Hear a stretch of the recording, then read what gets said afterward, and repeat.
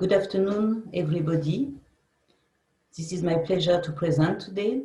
I would like first to thank the organizers of the Heart Muscle Talks, Massimiliano Lorenzini, Alexandros Protonotarios, and Perry Elliott, to give me this opportunity. Today, I will speak about human-induced pluripotent stem cells for personalized medicine of inherited cardiomyopathies. So this talk would not have been possible without two breakthroughs which make markedly change basic and clinical research for inherited cardiomyopathy. The first breakthrough is a discovery by the group of Yamanaka in Japan that we can reprogram any somatic cells in induced pluripotent stem cells and differentiate them into any cell type. So this is a patient from which we took a skin biopsy or any kind of somatic cell.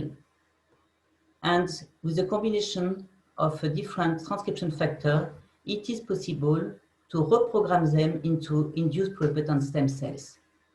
And this can be used for two purposes. We can do repaired iPS cells to then go back to the patient with healthy cells, or, and which is the purpose for today, we can differentiate them into any cell types, and today this will be into cardiomyocytes. The second breakthrough is the discovery of the CRISPR-Cas9 genetic tools by Emmanuel Charpentier and Jennifer Doudna, who received the Nobel Prize in Chemistry in 2020. These allow to cut the DNA and modify the genome. So CRISPR means clustered regularly interspaced short palindromic repeats. It is a mechanism of adaptive immunity of prokaryotes, and it has been adapted as a genome modification technique in 2019. The principle is the following. The Cas9 enzyme is brought to a specific locus into the genome with one or two single guide RNA, sgRNA, and then there will be two mechanisms. The first one, induced insertion or deletion at the double strand break, and it uses a premature termination codon, and this is used to do knockout in cells. The second strategy is a precise gene editing with homology-directed repair, and this we bring to the cell, in addition to the Cas9 and the sgRNA, we bring a repair template which induces a precise gene editing with correction of the mutation. So we are interested in cardiomyocyte differentiation, and this is a protocol. We start with the formation in a spinner flax of embryonic bodies, you can see here, and then we induce mesodermal differentiation, cardiac differentiation, and then at the end you can see this carpet of beating cardiomyocytes, and by FACS analysis we can see that more than 90% of cardiomyocytes, not 90% of the cells, sorry, are cardiomyocytes by cardiac troponin T positive cells. The problem is that iPSC-derived cardiomyocytes are not mature. You see here the staining of an iPSC-derived cardiomyocyte with actinin, and you can compare to this typical rod-shaped structure of a cardiomyocyte in adult mice. So there is important limitation which needs to be overcome.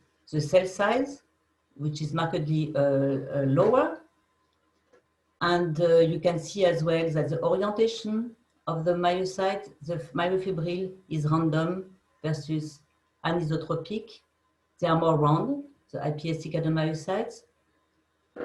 The ultrastructure is poor, and the energy metabolism is different. The adult cardiomyocytes use fatty acids, and the 2D culture of cardiomyocytes glucose. You see that the electrophysiological properties are very poor compared to the adult.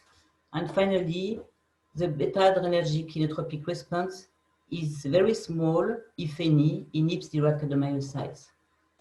So there is different approaches to improve maturity and validity of human-induced pluripotent stem cell-derived cardiac myocytes, long-term culture, sandwich technique, matrices,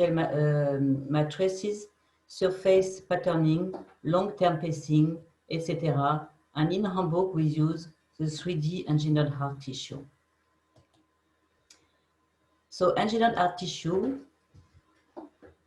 as a model to translate the promise of human-induced pluripotent stem cell. We can do different things in this engineered hard tissue: electrophysiology, drug screening, pathological cardiac hypertrophy. We can use them for cardiac repair, and finally, disease modeling, which is the purpose of today. So what is the principle? So the cells, meaning the iPSC-derived cardiac myocytes, they are mixed with a fibrinogen and thrombin to form a fibrin hydrogel with dispersed cells. So this is what we see at first. You see at day 0, the cells are dispersed, and you see the evolution of the tissue over time. And at day 15, you see that it has shrunk. And if we do a zoom in, you can see that the cells are very well aligned, almost similar to the adult cardiac muscle. So these muscles, actually, they grow around 2 silicone posts. You can see this is a rack of 4 silicone posts, and this is a real engineered hard tissue between these 2 silicone posts. And during contraction, we can measure actually the distance of this silicone post. And this is how they are distributed in 24 well plates. And then you can see this in a zoom in 4 fibrin mini HTs. You can see the EHTs here and the posts from both sides. And they are put in an incubator, and we use a camera for automatic evaluation of function under defined conditions. And then it is all recorded in the computer. So this is a typical example of a beating EHT, which is spontaneously beating, like neonatal mouse cardiac myocytes. And you see the peak of contraction.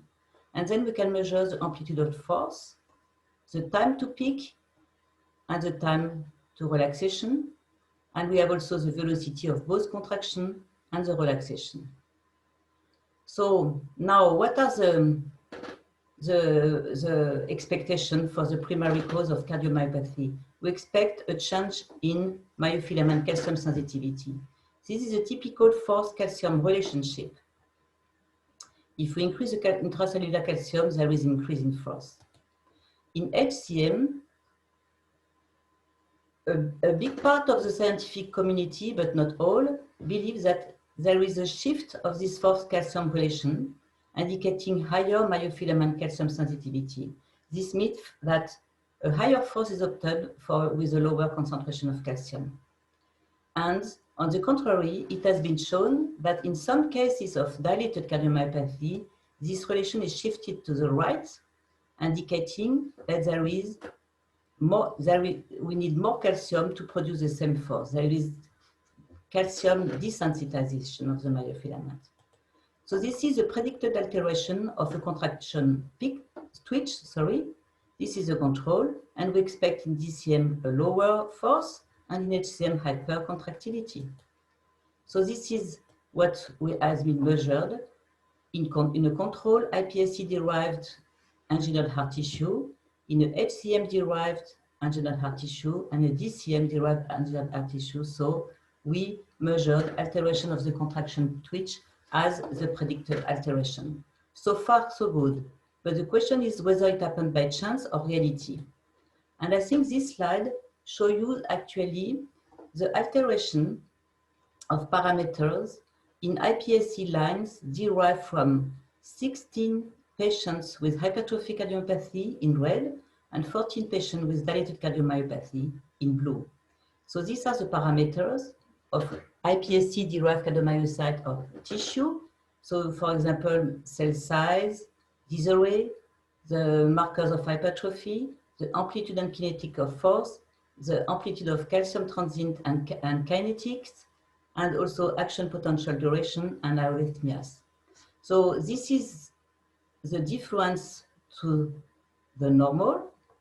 And you can see that there are 3 parameters which differed in both HCM and DCM, which are the disarray, the markers of hypertrophy, I mean BNP and ANP, and also arrhythmia. The other parameters are specifically different in HCM or DCM. For HCM, there was systematically increased cell size, and there was increase in the marker of hypertrophy, the beta-myosin heavy chain, and also the nuclear end fat. But there was no hypercontractility in the majority of the HCM cases. In contrast, in DCM, the parameter of force was systematically found in iPSC-derived cardiomyocytes. So in Hamburg, we obtained already, we do disease modeling mainly for sarcomeric cardiomyopathy, but not only. And we obtained 51 skin biopsy of HCM patients. We reprogrammed 20 IPS clone. And in this clone, we also did use CRISPR-Cas9 tools to correct the mutation. And then we did 2D cardiomyocytes, 3D engineered heart tissue, and then we searched for a phenotype. And then, if there is a phenotype, we were able to test gene or drug therapy. So this is a structure of the sarcomere delineated by the Z-band and the application of the genes involved in hypertrophic cardiomyopathy, which is considered as the disease of the sarcomere, as you probably know already. So you see that about 5% of the thin filaments are mutated in HCM, 45% of the thick filaments, and mainly myosin binding protein C and myosin heavy chain. And finally, there is a ZDX protein, which are involved in less than 1% of the cases. So we did disease modeling as following: the patients, and we started with a mutation in myosin binding protein C. This is a G2A transition, and which induced a frame shift. So we did exactly the protocol. And then we also did use CRISPR-Cas9. So this is a cell line. There is a mutation at the heterozygous. It's located at the end of exon 23. And we use CRISPR-Cas9 to induce both a compound heterozygous, meaning with another mutation on the other allele in exon 27. And it's also a nonsense mutation. So this is a compound heterozygous which induces normally the absence of a protein in the sarcomere. And we also induce the isogenic control, meaning that we remove this mutation. So this is a Western blot obtained from protein extracted from iPSC-derived cardiac myocytes from the 3 genotypes. And you see the patient cell line, the isogenic control, and the compound heterozygous. So you see that the level of myosin binding protein C is half in the heterozygous and absent in the compound heterozygous. So far, so good. So then we measure the force in engineered heart tissue, and okay, it didn't work, sorry, I don't see the beating, but normally you can see that there is hypercontractility, not, let's say, there is higher frequency of contraction, but less efficient than in the isogenic control. So these are the results. This is the spontaneous force over time. And you see this is the HCM cell line. And this is EHT derived from 2 different isogenic control. And you see that in HCM, the force was much lower than the 2 isogenic control, indicating that for this cell line, there is hypocontractility. And we were very happy to obtain the data obtained by the group of Thomas Eschenhagen with the ERC program, which is named Individu Heart, where they did do a blind analysis of 40 control, 10 HCM and 10 DCM cell line. And this was a line 58, and which contained exactly the same mutation. So these are the percentage of control for all the parameters which were measured in this study. And you see that if you consider the force here and there, either spontaneous force or paced force, you see that it was also much lower in this case, suggesting that really the hypocontractility in this cell line is a disease phenotype. So then we analyze another mutation. It's a missense mutation in alpha-actinin 2, which is, and we did exactly the same protocol with CRISPR-Cas9 in the iPSC line, cardiac differentiation, and 2D culture of cardiomyocyte and engineered heart tissue. with a goal to go back to the patient. So alpha-actinin is located here at the Z line of the sarcomere. It's from homodimer and they form it's organized in homodimers in antiparallel fashion, and it anchors the filament of actin and cross-links them, and it also interacts with titin. This is the structure of the protein. It contains several domains: actin binding domain, spectrin replics, and even an ancestral calcium binding domain. And the mutation we identified is actually located in one of the actin binding domain. So for this approach, we use another strategy of Cas9. We use a mutant Cas9, which actually induce single strand break, meaning in the DNA. So therefore, we need two different single guide RNA to bring this Cas9 to the genome. And this is what happened: single guide RNA 1 and 2, and they bring the two Cas9 in this mutant Cas9 into close to the mutation, and then it induces the single strand break, and then we add a repair template, meaning without the mutation, and then by homology directed repair, we precisely gene edit the genome, and there was no mutation. This is a sequencing analysis. So you see again this HCM cell line, which contains these typical doublets for the heterozygous individual.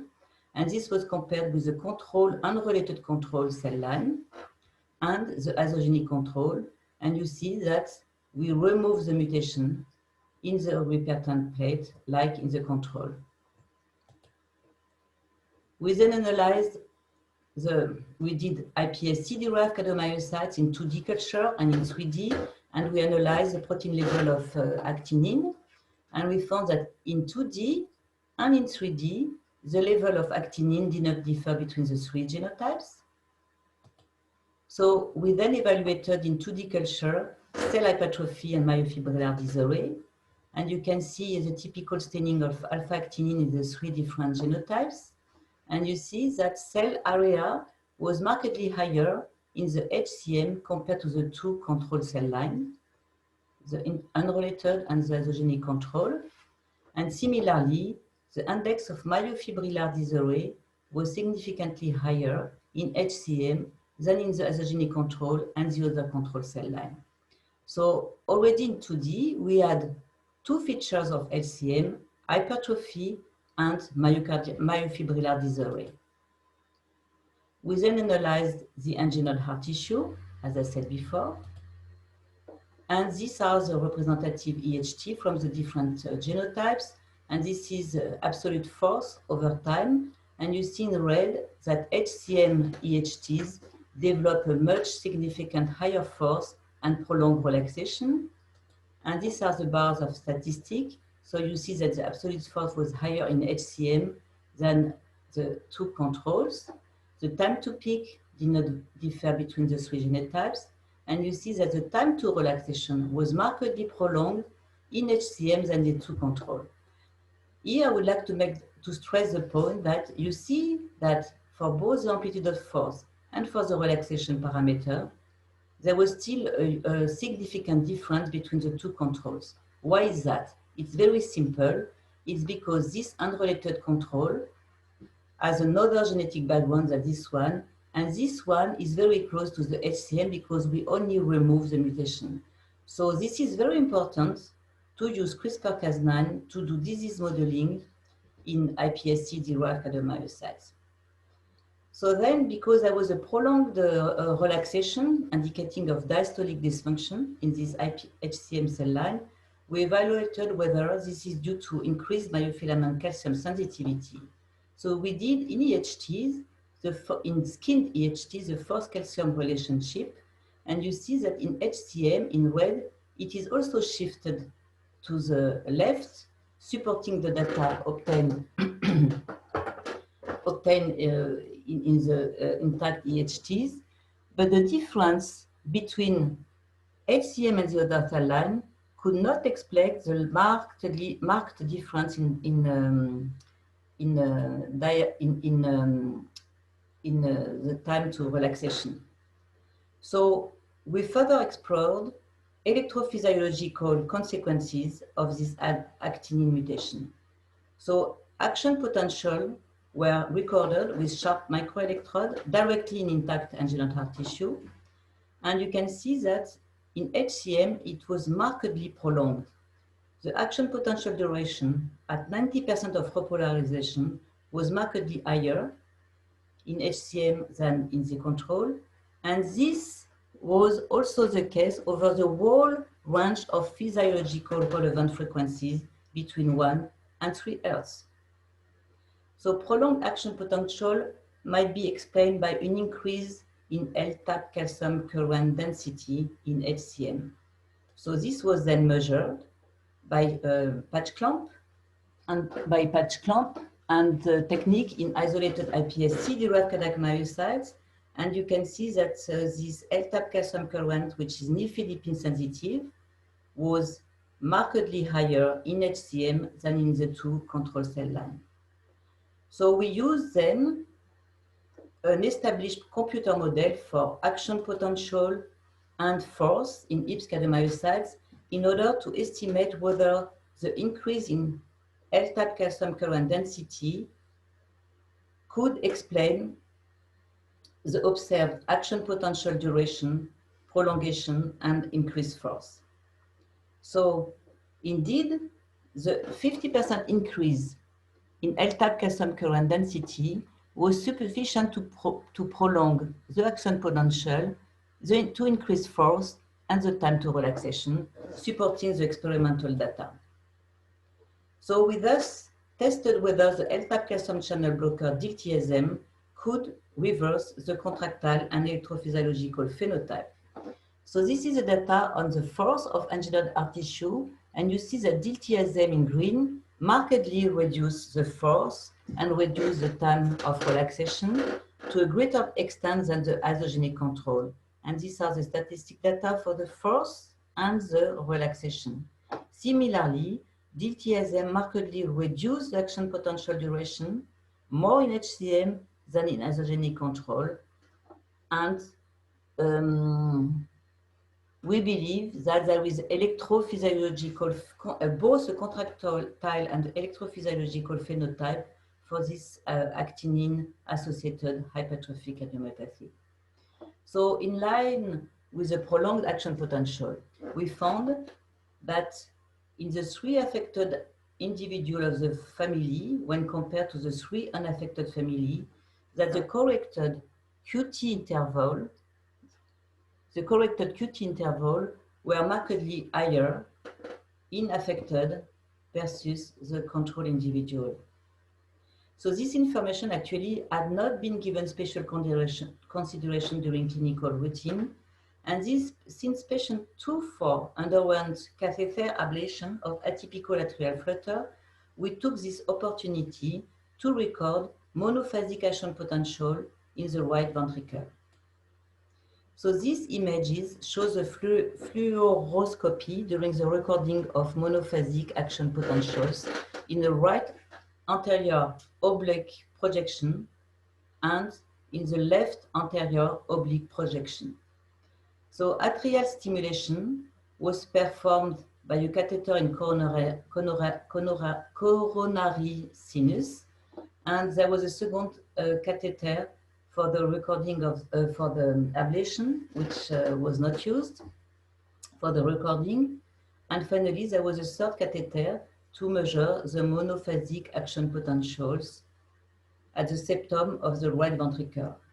These are the representative monophasic action potential. And here, this is a relation between monophasic action potential at 90% of repolarization and the corrected QT interval.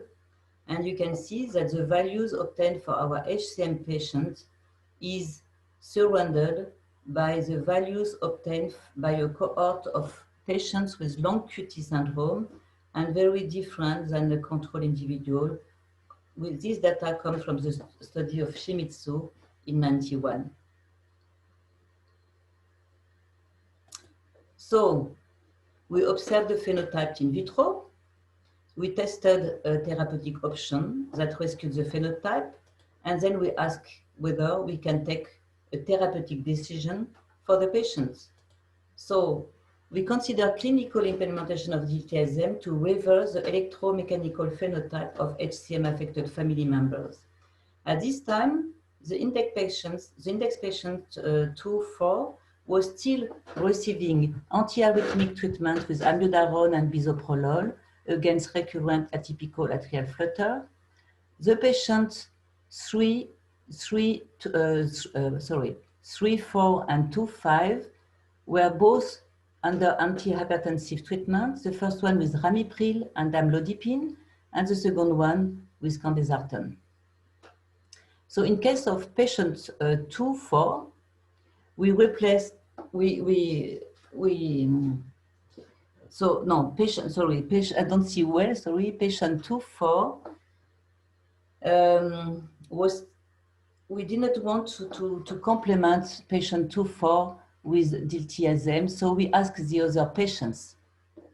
And we, in case of patient 3-4, we replaced amlodipine with, which is more, which has more preferential vasodilatory effects, with the diltiazem, which has more cardiotopic action. And you see the representative 12-channel surface ECG over time. In 2016, this patient was receiving only ramipril at the dose of 5 mg. And then in September 2018, he received 10 mg of ramipril and 5 mg of amlodipine. And then we changed the treatment. And 1 month after, he had now no amlodipine, but twice a day, 90 mg of diltiazem. And this representative 12-channel surface ECG shows you that the corrected QT interval was markedly decreased over time. And this is what we observe here, the corrected QT over time before, 1 month before the treatment and after 1 month. And you see that there was a marked reduction of the QT, corrected QT in this patient. So, now I'm almost ready with my presentation. So in using from a patient, we reprogrammed iPSC cell line, induced cardiac differentiation with embryoid bodies, and 2D culture of cardiomyocytes. We observed typical feature of HCM with hypertrophy, myofibrillar disarray, higher L-type calcium channel current density, and in 3D engineered heart tissue, we observed higher force, prolonged relaxation, and longer action potential duration.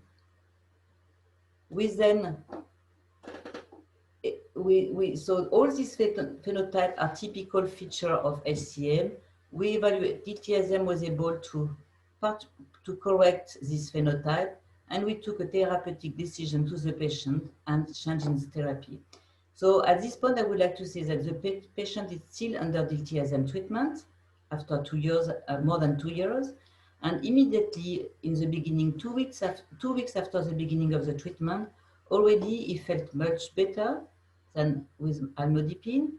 And second, he could start the sport again. And the aunt of this patient also is under diltiazem treatment. Okay, so I think my talk showed you typical examples of disease modeling with iPSC derived cardiomyocytes, and we think these are a good example of personalized medicine with these iPSC cells.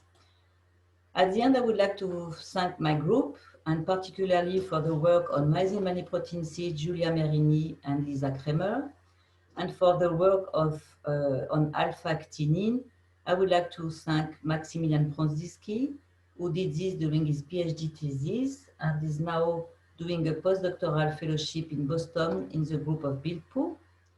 And I would like to thank all the network involved in alpha-actinin 2 and also the support for this study. So with this, I would like to thank everybody for your attention.